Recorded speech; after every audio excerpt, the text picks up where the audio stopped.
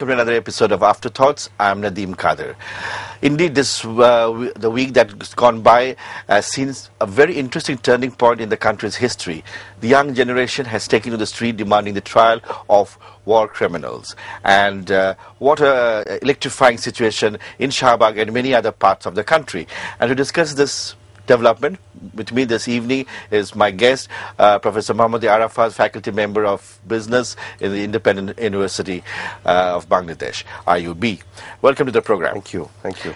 As I was saying, it's very electrifying, amazing that young people would get into involve something like this and then be able to draw thousands of people to Shahbag and also generate similar sentiments across the country and outside the country also. Absolutely, all over the country, outside the country, and as if the whole country has come to a center point in Shahbag and just got united together. And the way I see it, it's a clear manifestation of the inherent desire that they had it when it comes to the war crime trial, and they want the highest punishment. Nothing else but the highest punishment. And this is the true Bangladesh. Absolutely. This is the true Bangladesh. In last 4 years, we've seen, the effort by different quarters. They tried to brought many slanderous allegations against the tribunal on the trial process and all that, and they tried to malign this and try to discredit the whole process. And we saw that people denied the fact that there was any war crime or the crime against humanity took place here in Bangladesh in 1971, but somehow the people of this country were sort of quiet and they were absorbing all of this. And the recent uprise, all of a sudden, that shows that actually this is the true Bangladesh. We were not going to absorb it all the way. Right. Eventually, it has to come out. I was saying this to one of those young men involved in this thing that. When we were your age, I think we failed to get together like this. And it's really super that you have been able to generate such enthusiasm and bring such spirit and unity and especially the spirit of the independence war. Absolutely. It looks like we've gone back to 1971. And the spirit is there. It prevails all over if you go to that crossroad. I can't remember because before independence, I remember I was young, but I still remember this Joy Bangla slogan, Exactly. I was going to come to that. In fact, I think very systematically and very tactfully, right after 1975, this slogan has been made a partisan slogan. Partisan slogan. Whereas we all know it, that was a slogan of a liberation war. And it was very painful, especially to me, I'm sure to many of the other people as well, that I just could not believe that this slogan has become a partisan slogan.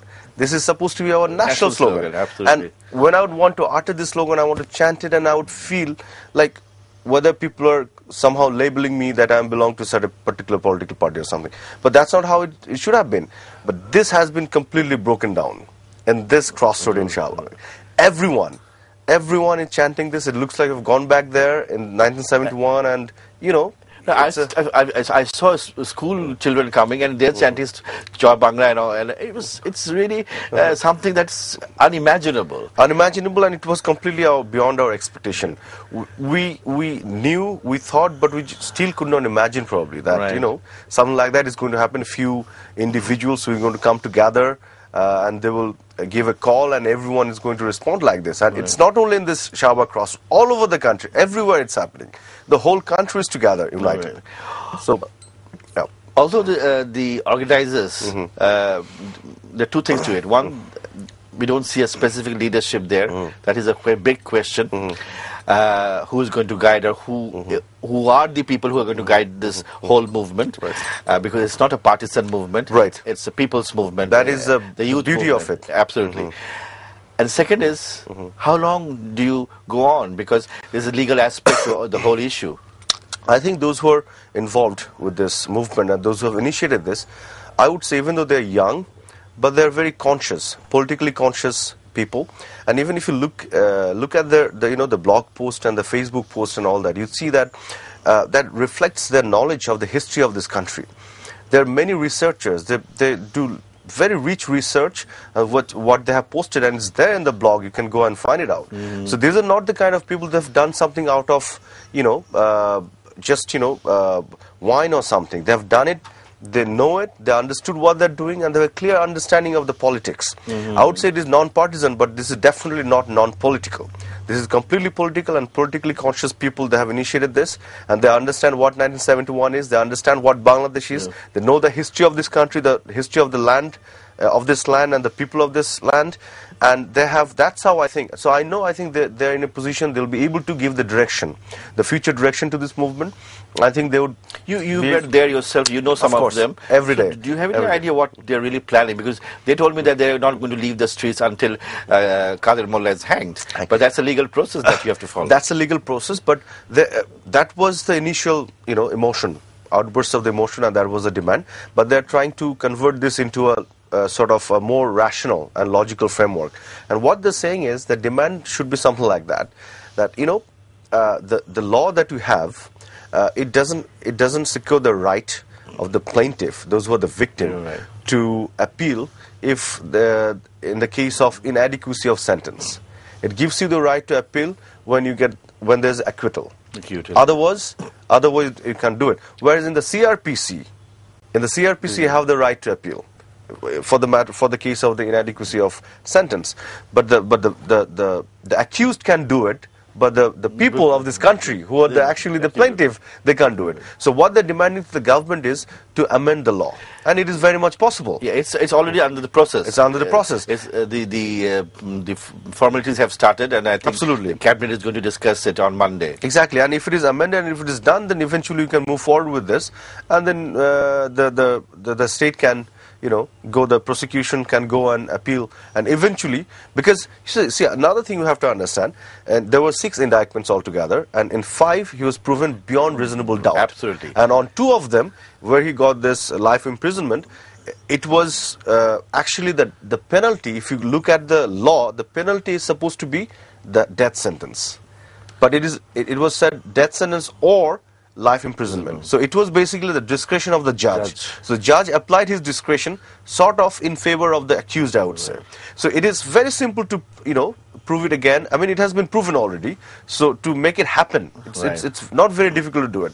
So I think what they can do is they should sort of listen to how the people are responding to this. Coming back to your question, if I go, how they should handle it, whether they should stick to the where they are, the road, and wait until what happens, or they can shift the whole thing a bit, leaving the street, for the other activities. And but I think we should stay together, whether on the street or home, and we should keep the movement alive. No matter what. Right. I mean, until the whole thing is finished. Absolutely. Yeah, that's true. Because if you go back home and sit quiet again, the whole process is going to fade. So I think that is a good thing, that they have this energy and this determination to be here. And also, but I think the only thing is important that people are coming here from all areas of this. Absolutely. So area-wise, there should be organized demonstrations. It is already happening. What I hear that in Uttara, there's another place close to, I think, Mascot Plaza or something, or they were gathering there, and people, those who are living in Uttara, they're going there and joining in there. It's happening. It's not only all over the country, even in Bangladesh. And excuse me, I think there was a demand also from the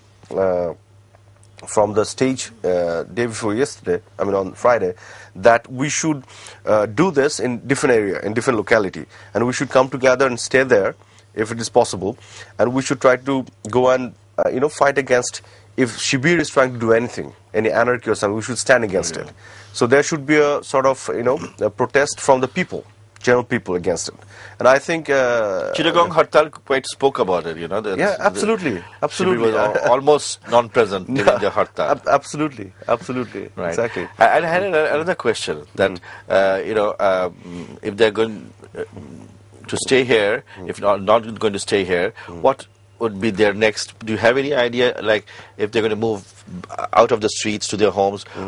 If there any discussion on that? I think the viewers would like to know where things are moving. No, I think what they're planning now, and what I understand, is they want to just leave it onto the natural process. Because even if you want to leave that place, the people from different walks of life, they're coming in every day, pouring in there every day. I mean, you cannot stop these people. It is not within anyone's control anymore. People from different area, belong to different religion, different whatever, the class or whatever you call it. They're coming in there and pouring in there. It's not anyone's control. So you just cannot, switch it off or something all of a sudden. It is not possible. Maybe what they can do is they can shift a little bit upward toward TSC or something, or the Charukola. But it has to stay there. What I understand, it should stay there by not hampering or interrupting the traffic and all that. Eventually, it should stay there. It should be alive, and something should go on until the whole process is completed. That's what I would stand by. Right. Yeah. And also, if you look at this whole situation, there's a security aspect to it. There's a huge number of people. Although I'm told that the government has arranged adequate security for all the people coming there, but still it's a very risky venture, keeping in mind that you're open to every kind of risk. And with a group like Jamaat and Shibir, out there, you never know. So are they prepared for such consequences? They know that this can happen?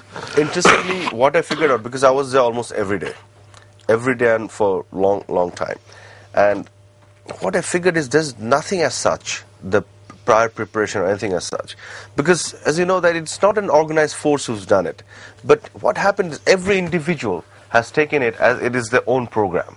Every individual is taking it very responsibly. They know how they have to act. So that's how things are going pretty smooth, and nothing unusual happening there.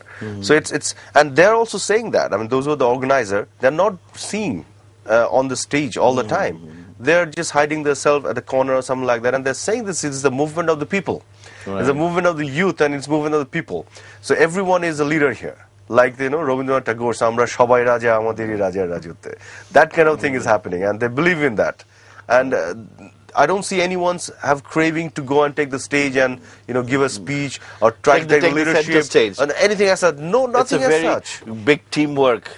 Yes, and the only craving is that to see the Bangladesh free from all kind of Razakars, all kind of war criminals, all kind of anti-71 forces. Yeah, absolutely. They just want this spirit to be established back here in this country, and they've already established Joy Bangla, and I'm the happiest person in the world.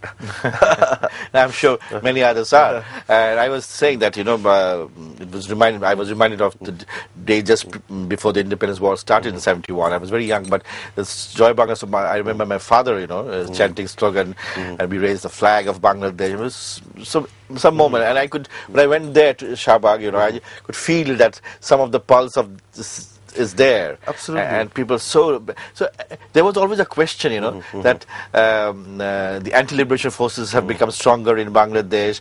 There's lack of patriotism within the Bangladesh the youth. They have all proved them wrong. Absolutely, absolutely wrong. And in fact, I'm sure you were there on Friday. Professor Zafar Iqbal, he was sort of, begging pardon for what he said earlier, and he was happy to do it. Because he said this generation was only into clicking like and posting blog posts and all that, and nothing else. They don't take the street. But they have shown that what they can do it. And Absolutely. He was sort of seeking apology for that. And so things like that happens not every day, and it's another historical thing that we can witness. Right. And it's happening, and it is a game changer, I would say. It's changing the whole thing. It's shifting the paradigm. I think now we know again that actually deep inside, inherently, Bangladesh and the citizens of this country, we hold so strongly and so deep-rooted. There's the spirit of 71 to us. So much we love the slogan Joy Bangla. So much we want to believe in a non-communal society.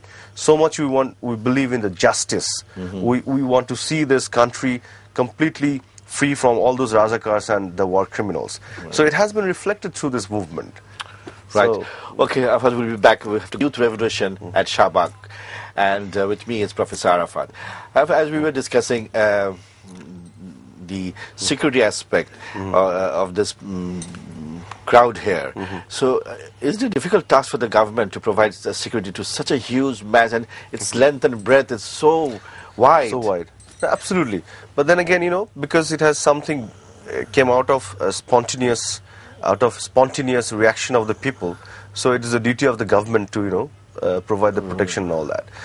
But then again, I think those who are at the center stage, they're also quite responsible people, I believe. And so far, everything was fine, and nothing. Yes. And also, I think those who are going in there, they're quite passionate about the issue. Right. They're patriotic people. They're responsible people. So they know how to act and what to do and what not to do. So everything together, we see, something like that is happening. Apparently, it looks like there might have been some plan behind it or whatever, but it's nothing as such. And those who were sort of initiated this, none of them were like, the political figures or organizer or something like that. And another interesting thing is, like, when there's a political rally, the political parties spend money to bring in crowd. Here But you go. here is a crowd Absolutely. who are giving money Right. to be there, bringing in food, water, It's a real everything. people gathering. Real people It's a real gathering, people gathering. yes. It's not the gathering of the activist. Right. It's a real people gathering. In the true sense, we can call it Janoshobha. Janoshobha, Right? Right? What we call it in Bengali. So this is the reality behind it. And you're right. And I've seen that. Many people are just spending money. They're bringing foods. They're not even expecting any recognition. They just want, people to be eaten properly. People are giving out money from their wallet and bringing waters and making it available for those volunteers and all that. And I also got phone calls from many other people. They're willing to contribute for them. And it is so spontaneous. I mean, this is the strength of this movement. Absolutely. This is the strength because it is coming from the heart, but backed up by rationale also. It is not completely inane. I mean, it is full of. If you're emotion driven only, then it is can not. go wrong. Exactly, it is logical and it is emotional, both at the same time. All right. And that's why it is right. They have one other demand, the banning of Jamaat. Right, exactly. I want to talk about that. I have been saying that for a long time, and many other people have been saying that for a long time. In fact, I was concerned, in a way, when this trial was going on, that of course we want this, the trial and all that. We want them to have the highest, punishment. But what after that? Is Jamaat going to be legitimized in the soil of Bangladesh? That's right, because That was the Jamaat as a question. whole, as a party, is responsible for For war crime. Yes. That's what I was going to tell. The Nazi party was tried Yes. by Nuremberg Tribunal. So Jamaat as a party, they need to be tried. And this is the legal aspect. But how about when this country was emerging, struggling, fighting and suffering, and they stood against it? This party, those people, and those who hold this view and ideology, do they have the right to politic in this country? It's an ethical question. It's an ethical question. And are we going to absolve this? As long as those who did not want this country, imagine, they're here participating in politics, this politics cannot give us a positive direction. It has to be full of problems and difficulties all the time. It's very natural. Jamaat has a big hold on the economy, as I was told that 35% of the economy is lies with them. Absolutely. They were And demanding that's- Islamic Bank and all that, but it's basically Islamic Bank is not only a Jamaat-backed bank, but it has expatriates who are from the Middle initially East. what they did, right after 75, they started again re-emerging into this country because they got the support from the military rulers. And initially they would bring money from the outsider source, like Middle East and all that.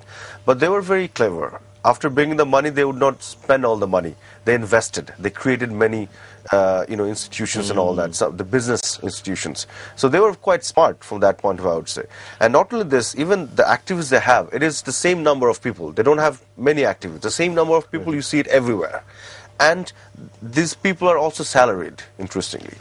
So they pay money. And they have the online activists, these people are also paid. Interesting. But those who are in favor of the spirit of 1971, these people work out of passion. They're affectionate about the spirit of 71. They're patriotic.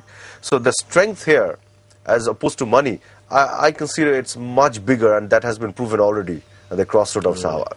We're waiting for that, and we've seen it eventually. But what I want to say is, this demand needs to be, come in the forefront now, because we want Jamaat to be tried. I personally don't want them to be banned before they are tried. They need to be tried first. And then the eventual consequence is going to be they're automatically banned. Right. And those people who are involved with Jamaat, they should not have right to form any other political party in this country. but I've been talking to some of the young people, and I somehow agree with them. I mean, they said that with having this special tribunal, the result is there. That Mullah is getting a life sentence. Why isn't there a special tribunal? And I know the Prime Minister's mind. She wants a proper court so that nobody can say it's a kangaroo court. Exactly. But then we are being soft, and they're getting away with it. How do you explain? Well, as I said, of course, if they would have been in power, they would just do what they did in 71. They summarily kill people. No, of course, that is the difference between them and us. Right. And that was the ideological duel and the battle in 1971. We wanted to create a civilized society, a modern country, where we wanted to be tolerant. And they were, as opposed to that, they're completely different. So they did not believe in justice. So that is the difference. So we have to stick to that. We just cannot behave the way they did.